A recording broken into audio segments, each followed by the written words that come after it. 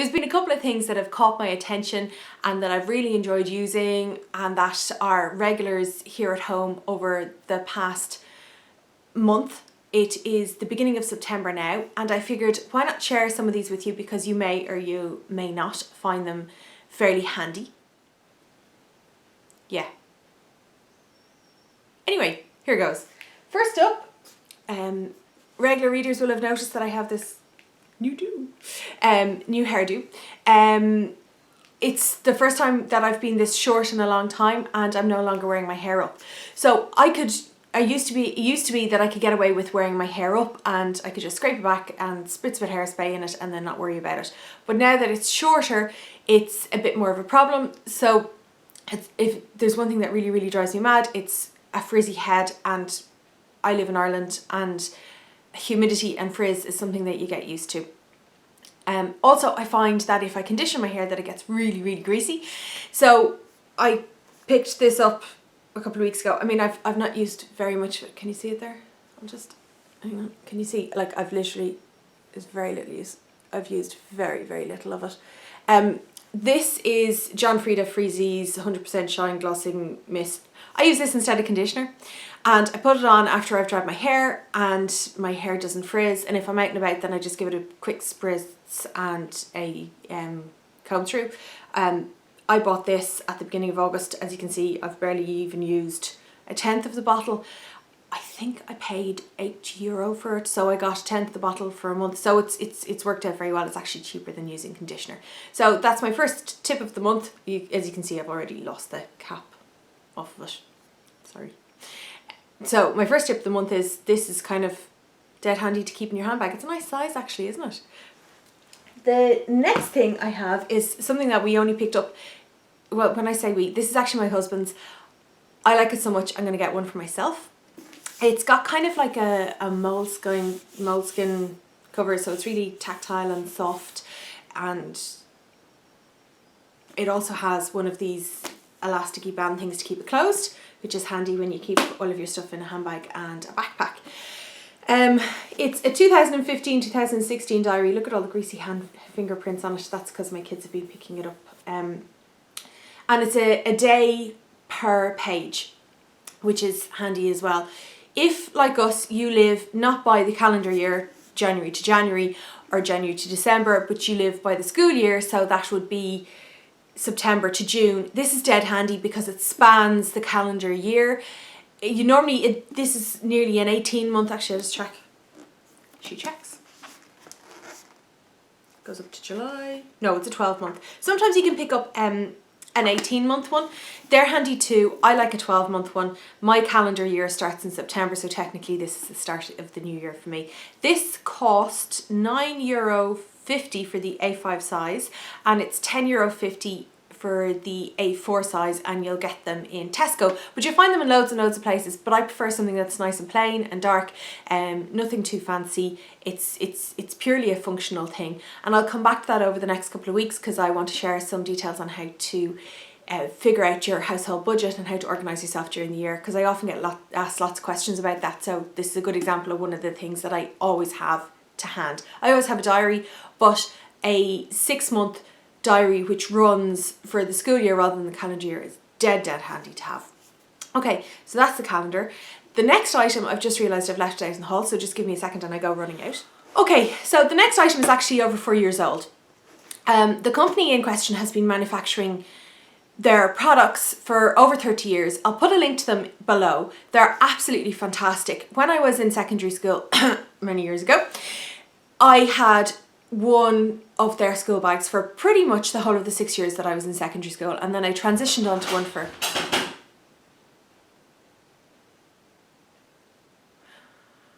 Okay, we'll start again.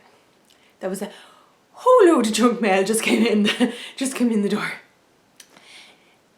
This item that I'm going to show to you now is about 4 years old.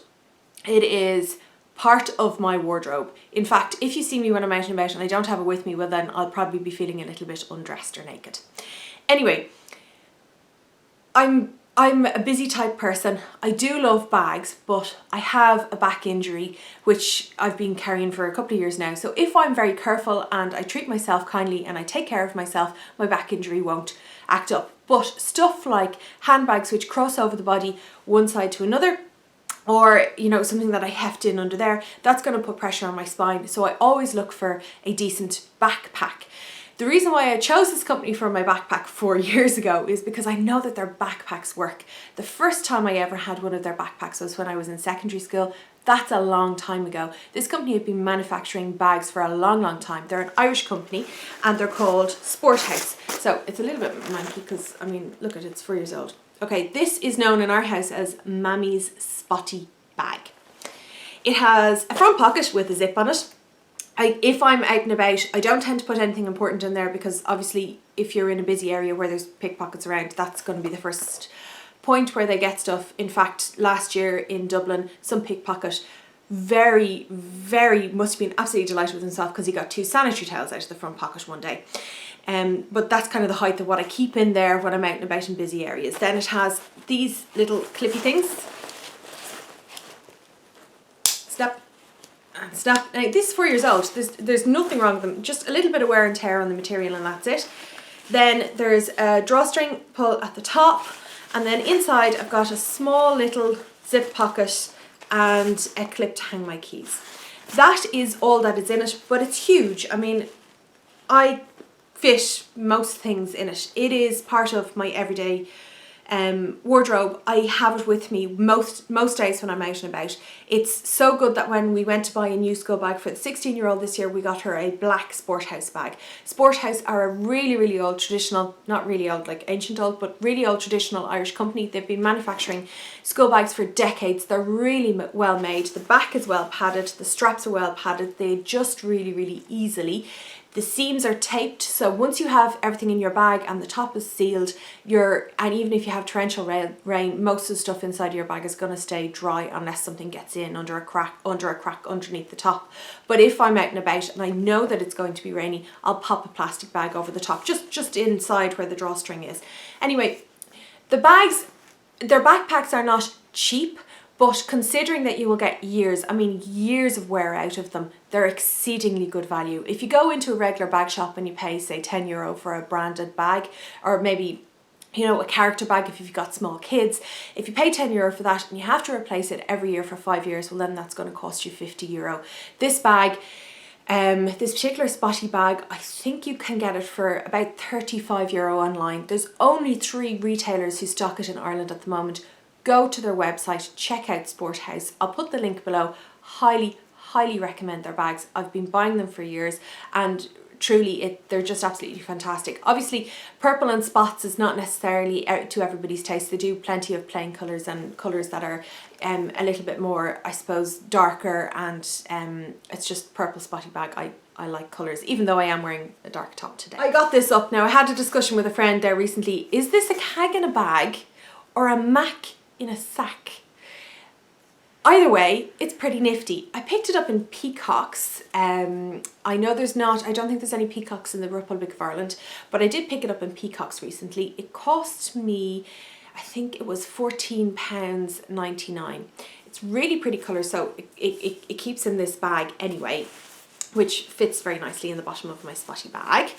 And if I just open it out, it's not waterproof. It is I suppose a wind cheater or a light rain jacket. It's full length. Well, not full length. It goes to about mid-calf. No, it doesn't go to calf. What am I talking about? It goes to about mid-thigh. It's got a hood. It's got, look at this. I mean, the pattern is lovely. I might, if I'm feeling brave, take a photo of me wearing it later on. I'm sure I have one on my camera from over the summer. It's got a hood, and there's drawstrings on the hood. There's 2 little pockets. Now they don't zip up, but I mean it doesn't matter. Then there's a drawstring around the waist, and it's just nice and simple. I love the pattern. Here, I'll just hold it up to the camera so you can see the pattern a little bit better. There you go.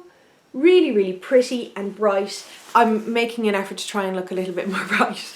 she wearing the dark jumper. It's become too much of a habit for me to wear dark clothes, and I can't keep on hiding behind them. This is a really, really nice summery light jacket, and it's very handy for autumnal school runs and also for summer rain showers. I know it's not going to keep me dry or warm during the winter, but it's ideal for kind of autumn, late summer. I'm going to get years out of that. That's dead handy to have. So that's the jacket. What else have I got? Finally, the last thing that I'm loving this month, if you're still with me, is books. I mean, I love books. I love reading them. I love the smell of brand new books. I love thumbing my way through them. I love the tactile feel of the different grades of paper. I love the feel of different covers. And I know that I've passed this love of books on to my own kids. We've gotten into a new habit. Every day after school we go to the library together.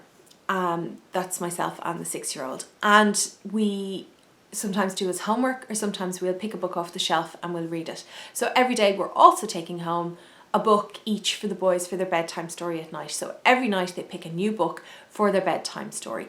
It's brilliant. The libraries in our local authority area are free. I don't have to pay for them at all. The only thing I have to do is to remember to bring my book token or my library card with me. And I can even spend 50 cents and order in books that haven't been published yet and say that I want to get that, and then they'll consider it. They'll check the demand or the genre of the book, and very often, in fact most times, they will order in the book for me, so I'll be able to read it. It is a fantastic free service. We have a Carnegie library in our town. It is a beautiful, beautiful old building that has been renovated.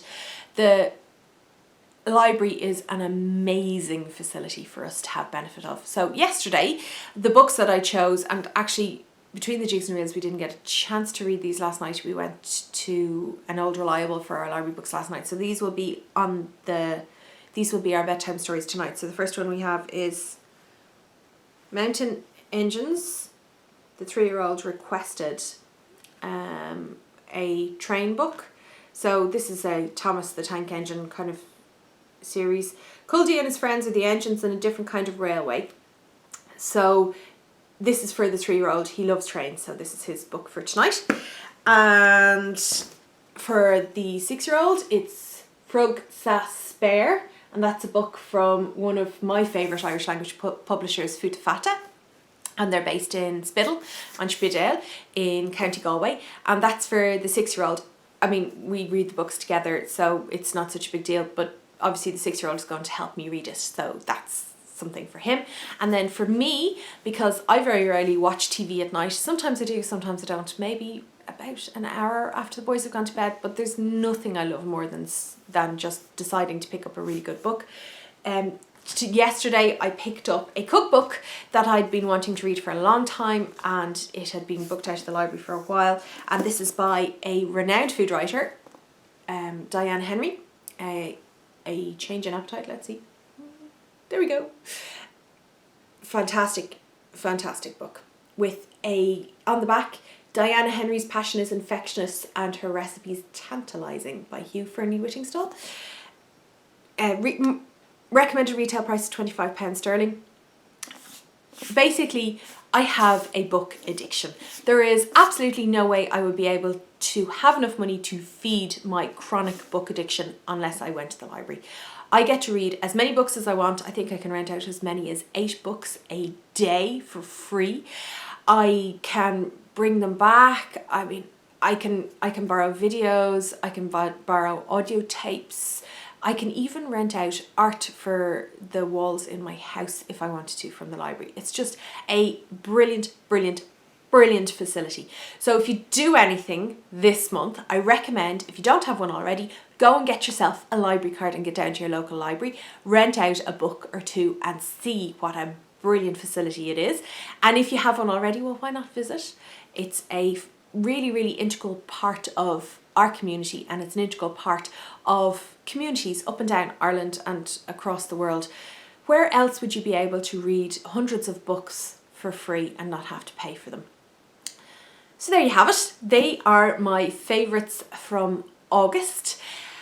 And I will have some more recipes for you very soon. I'm also going to be doing some budgeting videos because I know that they're very, very popular.